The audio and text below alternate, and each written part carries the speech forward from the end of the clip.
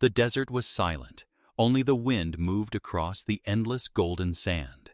The alien council stood in a circle, their tall bodies glowing faintly under the burning sun. In the center of the circle was a young alien girl. Her skin was a soft blue, her silver hair caught the light like metal threads, and her eyes burned with hidden fire. She was not like the others. She had spoken against the council. She had broken rules that no one dared to question. And for that, the punishment was harsh. She would be given away, not to another alien tribe, but to a human, to be treated as a slave, to live in shame. The chains were heavy around her wrists, clinking with every movement. The crowd of aliens whispered among themselves. Some pitied her, some enjoyed her suffering, but none stepped forward to stop it. The human was already waiting. He stood on the edge of the circle, tall, with rough desert clothes and a strong face marked by the sun. His eyes, however, were different, calm, steady, almost gentle. He did not look at the girl like the others did. He did not look at her as a slave. The alien guards pushed her forward. She stumbled, but she held her head high, refusing to show fear. The human reached out and caught her arm before she fell. For a moment, their eyes met. Blue against brown, alien against human, two worlds in a single glance. The council leader spoke with a deep, echoing voice. This girl is punished for her defiance. She belongs to the human now. Let her serve him. Let her chains remind her of her weakness. The people cheered, some in anger, some in satisfaction. The girl's lips pressed into a thin line. She would not cry. She would not beg. The human said nothing. He simply nodded, then placed his cloak over her shoulders to shield her from the sun. The council noticed, but they did not speak. Perhaps they thought it was part of his control. The long walk began. Across the desert, the human guided her toward his camp. The sand burned beneath her feet, the wind cut across her skin, and the weight of the chains grew heavier with every step. Yet what bothered her most was not the heat or the pain. It was the man beside her. Why did he not mock her? Why did he not drag her like a prisoner? He walked in silence, as if he carried his own burden. At last, they reached the camp. It was small, just a tent, a fire pit, and a few tools. She expected to be thrown inside, tied down like an animal. Instead, the human gave her water. He placed food in front of her. And then, without a word, he began to fix the fire. The girl's pride burned hotter than the desert sun. She refused the water. She refused the food. She sat with her chains tight around her wrists, her eyes fixed on the horizon. She thought, if he is kind now, it will not last. He will show his true self soon. Humans are cruel. Humans are weak. But when night came, the desert grew cold, colder than stone. The human placed a blanket near her, not on her, not forcing her, just close enough that she could take it if she wished. He lay down on the other side of the fire and closed his eyes. The girl sat awake for hours, her thoughts a storm inside her. She hated her people for punishing her. She hated the man for confusing her. She hated the chains most of all. Yet deep inside, she felt something she could not explain. A question, a mystery. Why did this human not act like a master? Why did his eyes carry no hatred? The desert stars glimmered above, watching in silence. The story of slave and master had just begun, but the story of something greater was waiting to be told. The fire burned low, its light dancing across the desert sand. The alien girl sat with her knees drawn close, her silver hair falling over her chained wrists. She had not touched the food. She had not touched the water. Pride was stronger than hunger. Anger was louder than thirst. Across the fire, the human rested on his side. His eyes were half closed, but he was not asleep. He could feel her gaze, sharp as a blade. He knew she watched him with suspicion, with hate, with fear, but he said nothing. The desert grew colder with every hour. The girl's thin clothes were not made for the night. She shivered but kept her back straight. She would not show weakness. She would not ask for comfort. At last, the human opened his eyes. His voice was low, calm, like the desert wind. If you do not eat, you will fall. If you do not drink, you will die. I will not force you, but the desert will." The girl turned her face away. She thought, "Why does he care? Why does he speak like this? He is my master now. Should he not be cruel? Should he not be proud?" Silence returned. Only the crackle of fire and the whisper of wind filled the air. Hours passed. The girl's strength began to fade. Her throat ached for water, her stomach twisted with hunger. But still, she resisted. She told herself, better to die than to bow. Suddenly, a howl rose in the distance. Not wind, not human, a desert beast. The sound echoed across the dunes, closer with every cry. The human sat up quickly. He grabbed a long spear and stood near the fire. His eyes scanned the darkness. The girl's heart raced. She had heard of these creatures, shadows in the night, with teeth sharp enough to crush bone. The growl came from behind the rocks. The girl's hands tightened on her chains. For the first time, she felt fear stronger than pride. The beast leapt, a blur of fur, claws, and teeth. The girl screamed. The human moved faster than her eyes could follow. His spear struck the beast in midair, driving it back into the sand. The creature howled in rage, thrashing against the weapon. The man gritted his teeth and pushed harder, until at last the beast fell still. The desert was quiet again. The fire flickered. The human's breath was heavy, but he stood tall. The girl stared at him. She had expected him to protect himself. She had expected him to hide behind her chains. But he had stood between her and death. He had risked his life for her. Her heart trembled, not with love, not yet, with confusion. The man sat down again, wiping blood from his arm where the beast had grazed him. He did not complain. He did not ask for thanks. He simply poured water into a cup and set it near her feet. This time, the girl did not refuse. Slowly, with trembling hands, she lifted the cup and drank. The water was cool, sharp, alive. It slid down her throat like salvation. She hated herself for needing it, but she could not stop. When she finished, the man only nodded. He said nothing more. The girl pulled the blanket around her shoulders at last. The fire's warmth touched her skin. For the first time since her punishment, her body began to rest, but her mind did not.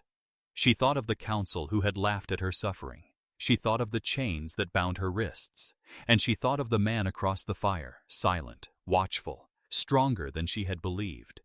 She whispered to herself, so quietly that even the stars could barely hear, "Why did he save me?" The question burned in her heart, a question that would not let her sleep. And so the first night passed, filled with fire, fear, and a bond that neither of them could yet name. Morning came with the burning desert sun. The alien girl opened her eyes slowly, her body still aching from the cold night. The chains around her wrists were heavy, reminding her she was no longer free. She turned her head and saw the human man near the fire, sharpening his blade with calm hands. For a moment, she watched him quietly. His movements were strong but careful. He looked nothing like the cruel masters her people had described. Still, she would not trust him. He was human. He was her enemy. The man noticed her waking. He spoke with the same calm voice as before. "Eat. We have a long walk." He placed food in front of her again. Dried meat, bread, and water. She stared at it, her pride battling her hunger. Finally, she shook her head. "I will not eat your food," she said firmly. The man sighed. "Then you will fall before the sun is high." Her voice sharpened like a blade. "If I fall, it is not your concern. You are my master only in chains, not in spirit." The man looked at her with steady eyes. "I do not need a slave. I need someone who survives." His words cut through her pride, though she tried not to show it. She turned her face away, but inside, her thoughts twisted. Why does he speak like this? Why does he not claim me? Why does he not command me? The walk began again. The desert stretched endlessly, each step burning their feet, each gust of wind covering their tracks. The girl's chains clinked softly, the sound echoing like a cruel reminder. Hours passed before she finally stumbled. The heat was too much. She fell to her knees, her body shaking with weakness. The man stopped and knelt beside her. He poured water into his own hand and held it to her lips. Her eyes flashed with anger. "Do not treat me like a child." "Then stand," he said simply. She tried, but her legs betrayed her. At last, she gave in, drinking from his hand. The water led her lips, her throat, her chest. But her pride burned hotter. When she stood again, she looked at him with fierce eyes. "Do not think I am grateful. I will not bow to you. I will never call you master." The man's face did not change. "I never asked you to." The words struck her harder than chains. She had expected cruelty. She had expected control. But instead, she faced a mystery. A human who did not want to own her. A human who treated her like an equal, even when she hated him.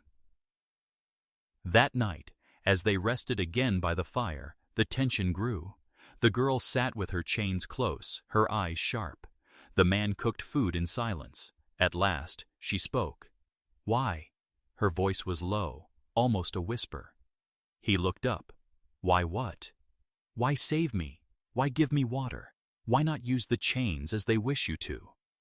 The man paused, his eyes on the flames. "Because chains break people. I have seen enough broken lives. I will not add another." The girl's breath caught in her throat. She wanted to speak, but no words came. Her pride and her heart clashed like two worlds at war. She turned away quickly, hiding her face in the shadows. But her mind did not rest. Each word he spoke planted a seed inside her, a seed she did not want to grow, but could not stop. The desert night whispered around them, carrying secrets neither could yet admit. And so their clash began, not of swords or fire, but of pride, kindness, and the strange power of two hearts from different worlds. The next day the sun rose like fire over the desert. The human man woke first, as always, and began to prepare for the long march. The alien girl sat quietly, her silver hair tangled, her wrists still bound by heavy chains. Every clink of the metal made her heart twist. She hated the sound, she hated the weight, but more than anything, she hated the reminder that she was not free. The man noticed her eyes on the chains. He studied her for a moment, then reached into his bag. From it, he pulled a small key. Slowly, he knelt before her. Her body stiffened. "What are you doing?" she asked sharply. The man did not answer at first. He placed the key against the lock and turned it. With a click, the chains around her wrists fell to the sand. The girl froze. Her hands were free for the first time since the council had punished her. She stared at her wrists, rubbed raw by metal, then lifted her eyes to his face. "Why?" Her voice trembled with suspicion. "Because chains are not the way," the man said simply. She stepped back, her eyes narrowing. "Do you not fear I will run? Do you not fear I will kill you in your sleep?" He shrugged. "If that is who you are, then nothing can stop you. But if you are more than what they claimed, you will stay." Her heart raced. His words were strange, dangerous. He was giving her a choice her own people had stolen from her. For hours, she said nothing. She walked beside him, free now, though the bruises of the chains still marked her skin. She thought about running, about disappearing into the desert, about leaving him to die alone. But each time the thought came, another thought followed. Why did he trust me? Why did he set me free? That evening, when they stopped to rest, she watched him carefully. He cooked their food, fixed his tools, tended the fire. Never once did he look afraid. Never once did he look like a master who had lost control. Finally, she spoke. "You are a fool," she said coldly. The man lifted his eyes. "Perhaps. You freed me. You gave me water. You risked your life against the beast. And for what? I am your enemy. I am nothing but punishment in your hands." The man's voice was steady. "You are not punishment. You are a person." Her heart jolted. No one had ever spoken of her like that. Not her people, not her council, not anyone. She turned away quickly, hiding the storm in her chest. "I will not thank you." "I did not ask for thanks," he replied. Silence stretched between them again. But this silence was not sharp, not heavy like before. It was softer, like a question left hanging in the air. That night, when the stars filled the sky, the girl lay awake. She could have run. The desert was wide, and the man slept deeply beside the fire. She could have left him to his fate. But she did not. Her legs refused to move. Her heart refused to leave. Instead, she whispered into the night, though no one could hear, "Why do you see me differently?" Her words drifted into the wind unanswered. Yet in her heart, something shifted. The chains were gone from her wrists, but another kind of chain had begun to form. One she did not understand, one she could not fight. And so, her choice was made without her knowing. She stayed. The desert, silent and endless, bore witness to the first step toward a bond that neither punishment nor pride could break. The desert stretched endlessly, waves of golden sand rolling under the cruel sun. The alien girl walked beside the human man, her wrists now free, but her mind still bound with questions. She could not understand him. No master, no guard, no chains, only trust. And trust was more dangerous than iron. The day was long, and the heat pressed down like a heavy hand. Their water was running low.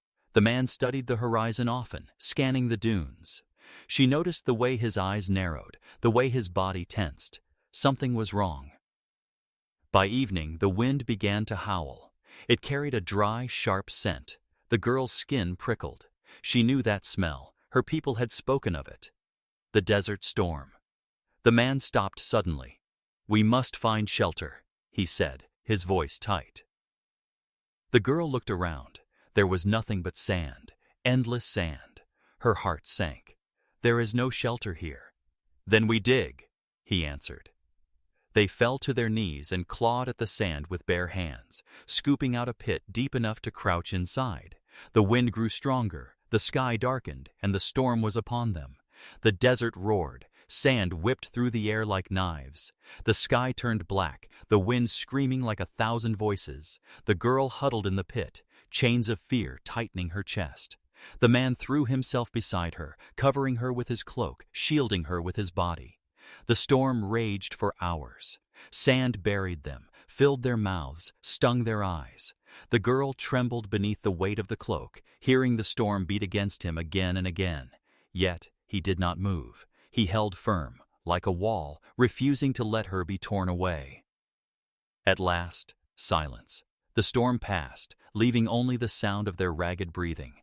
The man pulled the cloak from her face, his own skin cut and raw from the sand. She stared at him, shocked. Why did you cover me? You could have protected yourself." He gave a tired smile. "Because you would not have survived." Her chest tightened. His words were simple, but they carried more weight than chains. She looked at his torn arms, his bleeding hands, and something inside her cracked. But the danger was not over. As the storm faded, new sounds rose in the distance, low growls, hungry and sharp. From the dunes, shapes began to crawl forward.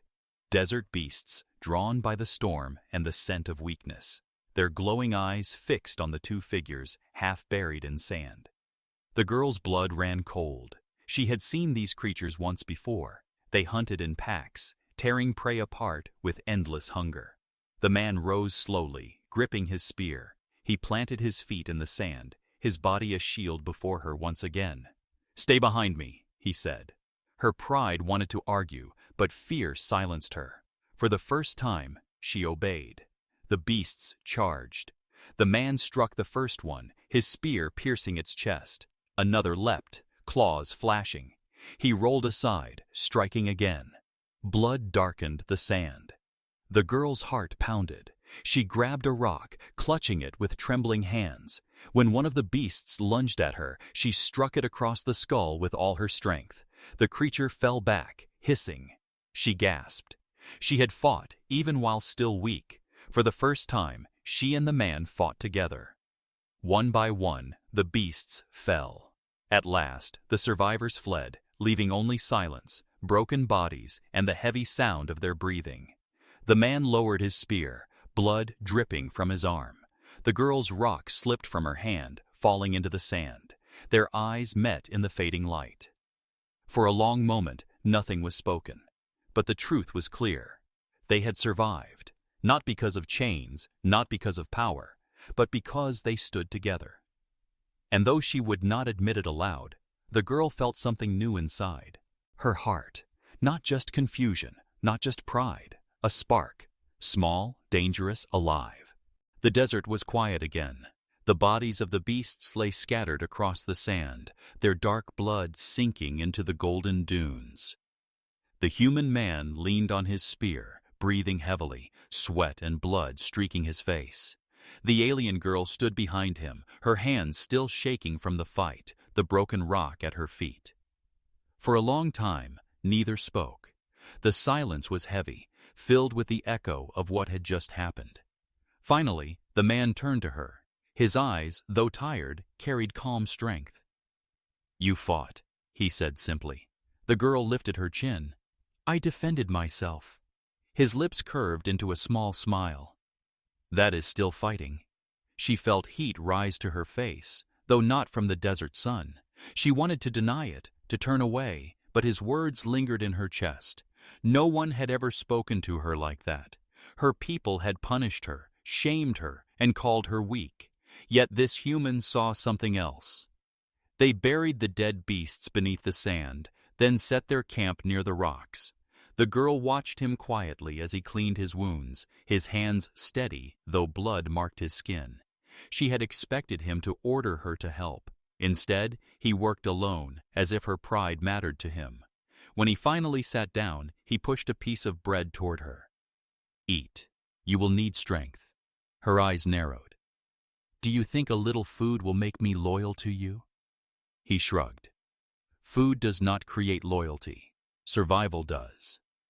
She stared at him, then at the bread. Her pride said no. Her body said yes. At last, she took it. The taste was rough, dry, but it filled the emptiness inside her. The man did not speak more. He let her eat in silence. And in that silence, something changed. For the first time, she did not feel like a slave beside him. She felt like a companion. Night came, and the stars lit the sky in endless patterns. The girl sat with her knees drawn close, watching the flames. The man sat across from her, sharpening his blade.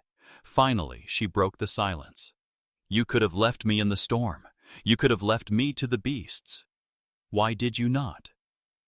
The man looked up, his eyes reflecting firelight. "Because I do not leave those beside me to die." Her heart trembled. "But I am not beside you. I am your punishment, your burden." His voice was calm, steady as always. "You are not my burden. You are my choice now." The girl's breath caught. She did not know what to say. Her people had given her away like an object. They had called her worthless. Yet this man, this human, spoke as if she mattered. She turned her face quickly, hiding her thoughts. Pride battled inside her, refusing to surrender. Yet deep within, trust began to take root. A fragile seed, growing slowly in the cracks of her anger. As the fire burned lower, her eyes grew heavy. She fought against sleep, unwilling to show weakness. But her body betrayed her. Her head tilted, her silver hair falling across her face. The man noticed. Without a word, he placed his cloak over her shoulders, then returned to his place by the fire. Half asleep, she felt the warmth of the cloak and the safety it carried. For the first time since her punishment began, she did not feel fear in the night. And though she would never admit it, a single thought drifted through her mind before sleep took her. Perhaps he is not like the others. The desert stars watched silently as trust, small, quiet, and unseen, slowly began to grow between human and alien. The next morning rose quiet and calm. The storm had passed, the beasts were gone, and the desert lay wide and endless under the sun. The alien girl woke slowly, still wrapped in the human man's cloak. When she opened her eyes and realized it was his, she pulled it off quickly, as if it burned. The man was already awake, preparing their things. His movements were steady, calm, as if nothing unusual had happened the night before. But the girl's heart felt restless. She had not asked for his protection, yet he had given it. She had not asked for warmth, yet he had shared it, and that made her uneasy. When he saw her watching, he spoke in his usual calm tone. "We move soon. Eat first." He placed food near her. She frowned. "You treat me as if I am free, but I am not. The council gave me to you. I am still their punishment, still your slave." The man stopped what he was doing and looked at her. His eyes were sharp but gentle, filled with something she could not name. "Chains do not decide who you are. Not even the council decides. You do." Her chest tightened at his words. She wanted to argue, to tell him he was wrong, but deep inside, a voice whispered that he was right. They walked again across the sand, their shadows long behind them. As they traveled, she noticed the small things, how he offered her water before drinking himself, how he slowed his pace when she grew tired, how he scanned the horizon, always alert, always watching to keep her safe. And slowly, something inside her began to shift. By evening, they reached a rocky canyon. The man built their fire between the stones, the flames sheltered from the wind. The girl sat near the fire, staring at her hands. The marks of the chains were still fresh on her skin. At last, she spoke. "If others see me without chains, they will question you. They will think you are weak. They will mock you." The man looked at her calmly. "Let them mock." Her eyes widened. "You would suffer shame among your own people. For me?" He nodded once. "What others think does not matter. Only truth matters. And the truth is, you are not my slave." Her heart raced. The words cut through her pride like a blade, yet they warmed her in a way she could not explain. She turned away quickly, hiding her face in the shadows. That night, as the fire burned low, the silence between them was different, not heavy, not hostile. It was softer, almost peaceful. The girl found herself studying him when he was not looking. The way the firelight touched his face, the calm strength in his eyes, the way he carried himself, not as a master, not as a ruler, but as something else entirely. When he finally lay down to rest, she whispered to herself, "Why are you not like the others?" The wind carried her words away, but she knew he had not heard. She pulled the cloak around her shoulders again, this time without hesitation, and for the first time, she wondered if perhaps she was no longer a slave at all. Perhaps, without realizing it, she was becoming something else, something dangerous, something powerful, a friend. The stars glittered above them, silent witnesses to the fragile bond that was beginning to take shape, a bond that no counsel, no chain, and no punishment could undo. The desert journey had made them stronger. Each day the human man and the alien girl walked side by side. No chains bound her wrists now, yet she chose to stay near him. Their silence was no longer cold. It carried a strange warmth. A bond was forming, though neither spoke it aloud. But bonds are fragile, and the world does not leave them untested. It began with a shadow on the horizon. At first the girl thought it was only the wind carrying sand into the air, but as the shape grew larger, her heart turned heavy. She knew that shape. The banners, the tall figures, the gleam of alien armor under the sun. Her people. The girl froze in her steps, her chest tight with dread. The council had sent riders. They had come to see if their punishment had broken her, or perhaps to punish her more if it had not. The man saw the fear in her eyes before he saw the riders. He placed his hand on his spear and stood ready. "Who are they?" "My people," she whispered. Her voice was bitter, trembling. "They will not forgive. They will not understand." The riders approached, their alien mounts kicking up clouds of sand. At their head rode a tall warrior in black armor, eyes sharp with pride and cruelty. He looked at the girl, then at the human beside her, and laughed coldly. "So it is true," the warrior said. "The council gave you to a human, and still you live. You should have been broken by now." The girl lifted her chin, defiant even as fear coiled in her chest.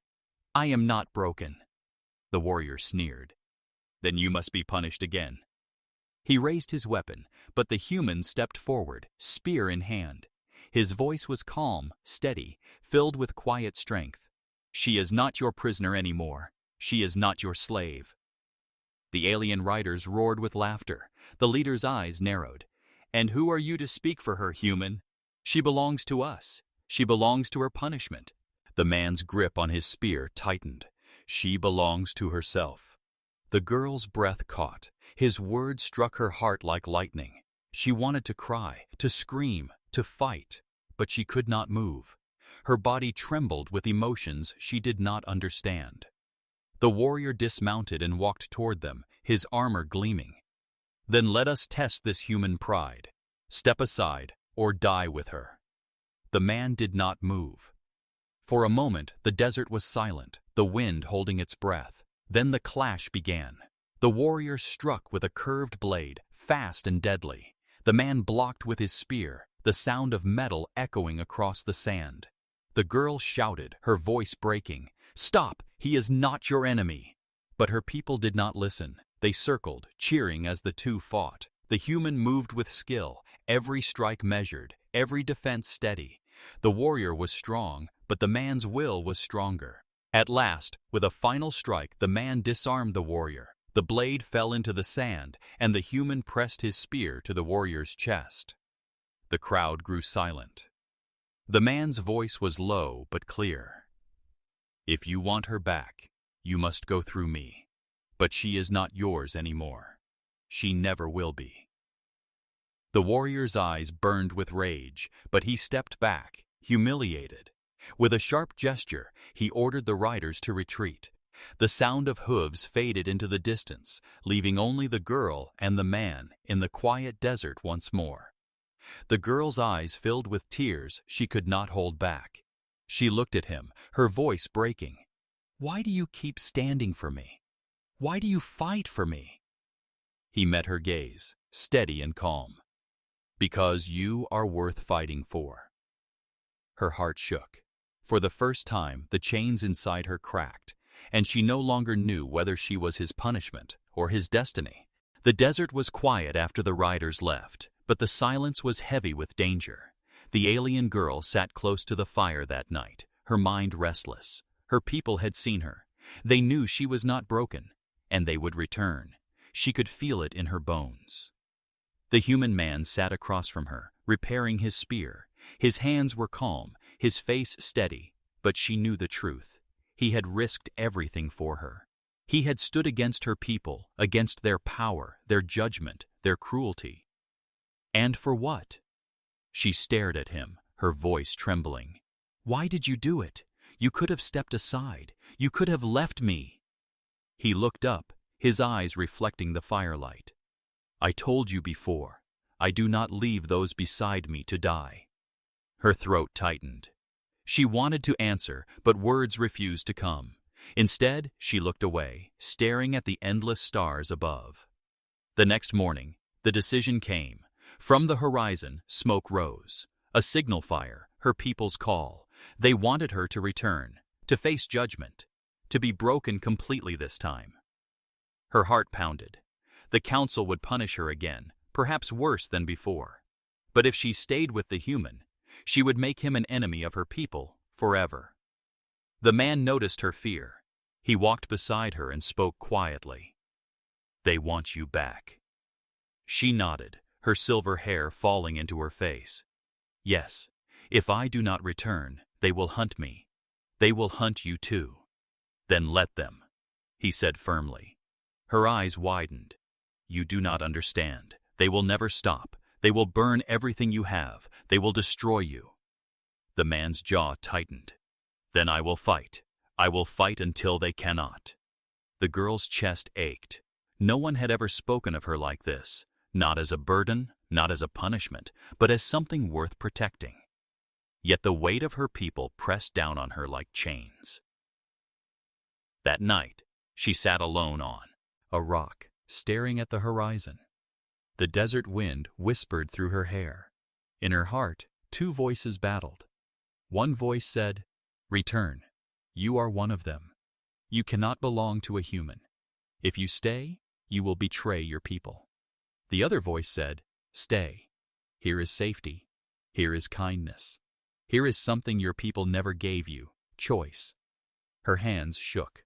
Her breath trembled. She thought of the council's eyes, cold and merciless. She thought of the man's eyes, steady and warm, and she knew the truth. No matter what she chose, the path would not be easy. When she returned to the fire, the man was waiting. His voice was quiet, but his words struck deep. "This is your choice, not mine, not theirs, yours." She stared at him, her lips trembling. "If I choose to stay with you, I betray my people." He nodded. "And if you return, you betray yourself."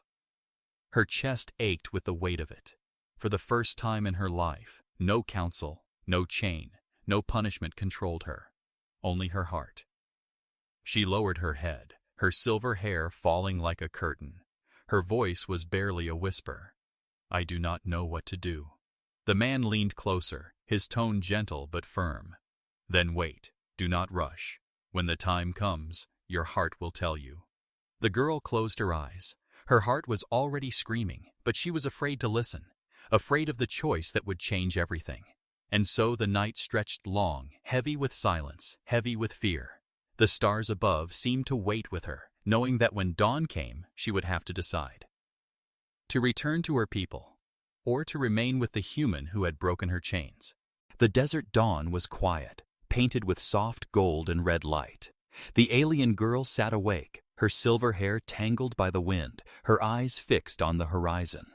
She had not slept. All night, her heart battled between two worlds, her people, who had chained her, and the human man, who had freed her. The signal smoke still rose in the distance, calling her back. But every time she looked at it, her chest grew heavy. To return meant more chains, more shame, more pain. To stay meant betraying her people, but saving herself. The man walked toward her, his shadow stretching long in the morning light. His face was calm, steady as always, but his eyes held something deeper, hope, and maybe fear. "You have thought enough," he said gently. "It is time to choose." Her hands trembled. She looked at him, then back to the smoke, then at the endless desert. Her voice cracked. "If I stay, I cannot go back. I will be a traitor. My people will hunt me." The man nodded slowly. "And if you leave?" Her throat tightened. "Then I betray myself." Silence stretched between them. The desert wind carried only the sound of sand shifting underfoot. Finally, she lifted her chin, her eyes wet but fierce. "I choose you." The man's breath caught, though he did not show it. He stepped closer, his voice low. "Are you certain?"